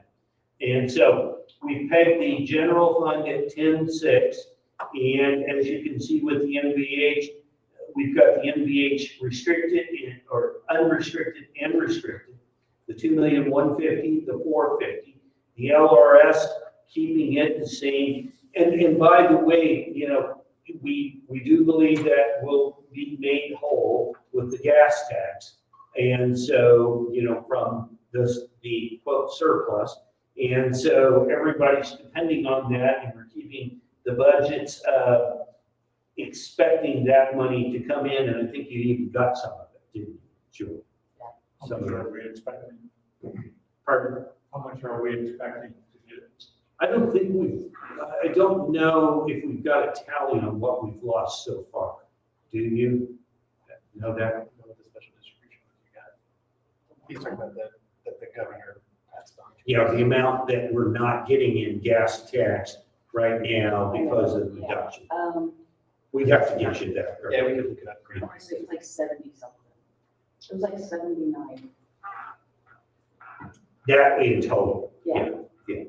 So the municipal surtax and wheel tax, obviously that's was new for 26, and we've got it pegged now, and we've got a better handle on the revenue. Remember, there were guesstimations at the time all the way down. There's our new lane miles, which we're expecting to use that money as the grant match for the CCMG, along with the wheel tax too. And we talked about budgeting that specifically for the grant match so that we can say your local dollars that you're paying in are paying 2 for $1. It's building $2 of roads for every dollar we use. So that's awesome. And it's being spent now. You've got it where it's being spent here in Avon. So that's really awesome. CCI, CCD, we left those fairly close to the same. Food and beverage, we're keeping that the same. We do have fine support for the bonds out of that. So the bonds are not at risk in any way, shape, or form. Our Parks and Recreation Fund, we're depending on those dollars coming in, around 1 million of user fees, I believe, Brian.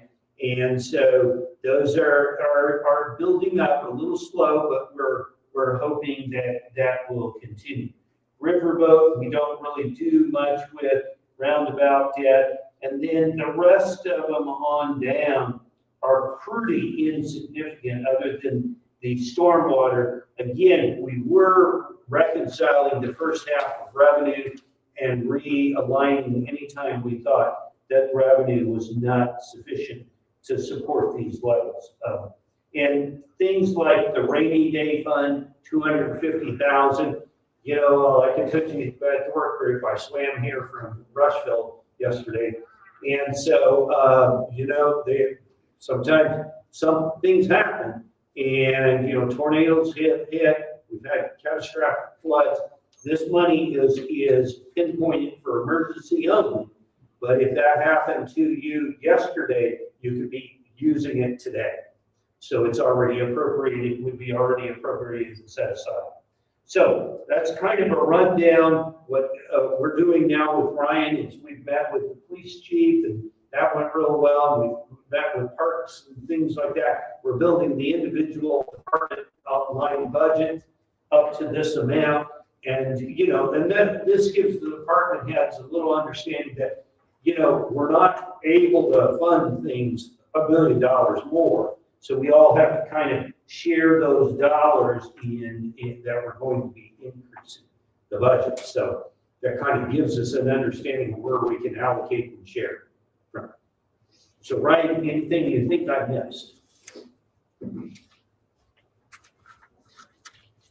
Okay, so questions from council. Again, step one of many steps to go. On that building and construction account line, Fund. you said that we were going to move some money from our fees and permits and stuff, what number would we have now? Well, there's nothing in there now because the fund, so actually our attorneys will be drafting the resolution for you guys to create the fund. Once the fund's created, then we can start transferring money. But currently, we're bringing in about $600,000 a year in planning and building permit fees.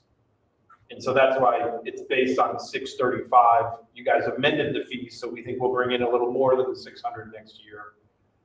But that is a loss of $600,000 in revenue in the general fund though as well. So you're really moving in between. And there's a net of still 300. Correct. And so when you guys actually see, when we do the general fund presentation at the next meeting, you'll notice that several employee salaries from planning and building are actually now in my budget because they didn't necessarily fit the purpose of the building and construction. So like our code enforcement officer, what he's doing isn't being covered by those fees. We need to show a direct correlation between those fees and covering the actual costs. Same with the administrative assistant or the receptionist. I moved that position into the town manager's budget. So we were subsidizing that department with around $330,000 of general fund money or property tax dollars to fund that whole department. So it's going to look a little different when you guys see it when we do the general fund presentation. And by the way, at most of the legislative conferences, this was not covered. The guidance from the State Board of Accounts has been pretty limited.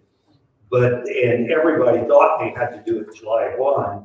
Then State Board of Accounts came out and said, no, that's not practical. It's January 1.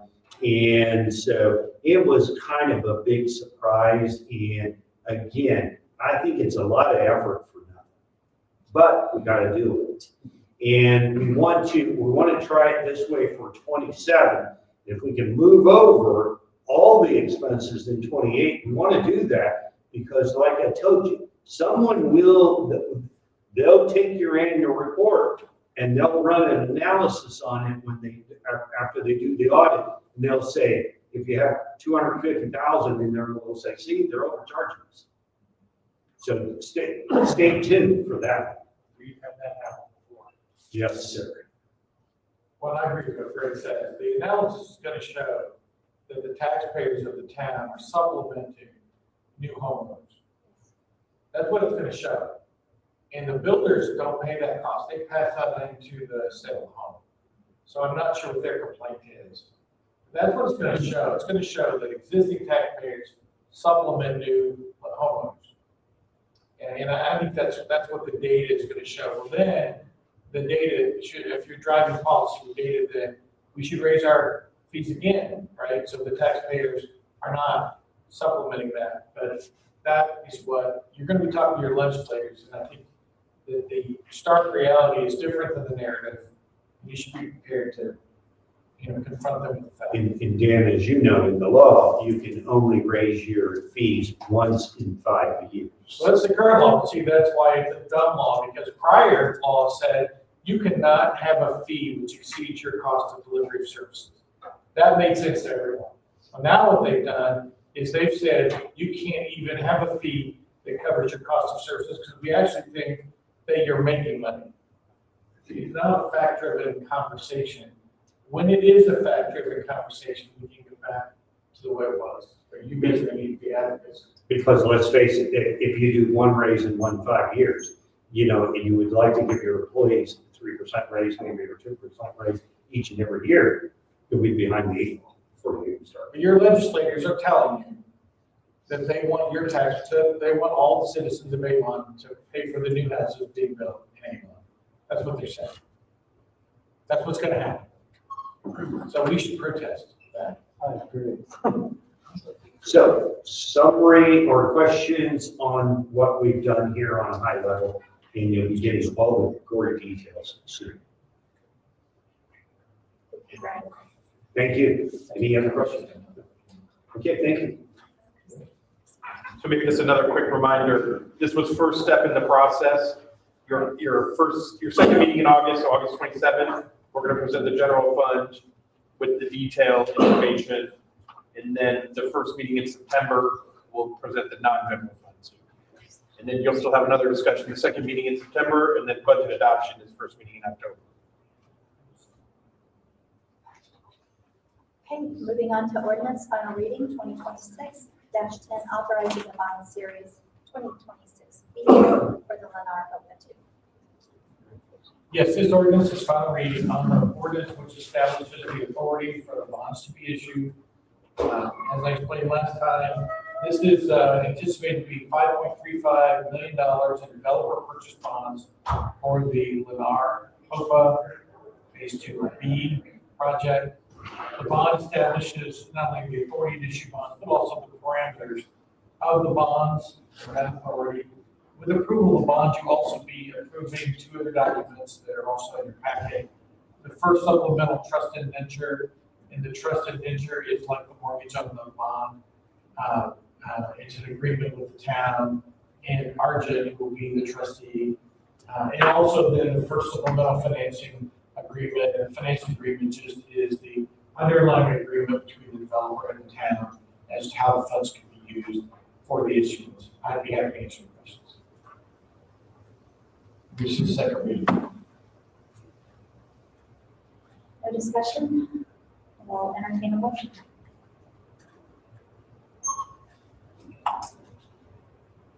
Make a motion that we approve the 2026-10 authorizing bond series 2026B for the Lennar HOPA 2 project as presented. Second. Oh, someone else second. I'll let Jason, I'll defer to Jason in a second. I'll be the third though. Chili roll call, please. Bill Lawson, 4. Robert Vogt, 4. Steve Eisenmark, 4. Jason Bucket, 4. Greg Dudson. 4. Legal counsel report. Nothing tonight, thank you. Okay, the second of the two public hearings or comment periods, if you'd like to come forward, same rules applies, say your name and your address. No one hurrying up to the speaker, so we'll move on to council comment. No talking. Council calendar. Yes, so as a reminder, we did talk about it at the work session. Your next meeting is August 27th. We will have an executive session at 5:30, followed by the town council meeting at 7 p.m. And then there's one other date to celebrate, and that is Dawn Loudon's birthday tomorrow on the 14th. So happy birthday, Dawn. Thank you. Appreciate it. Yeah. Getting old. Meeting adjourned.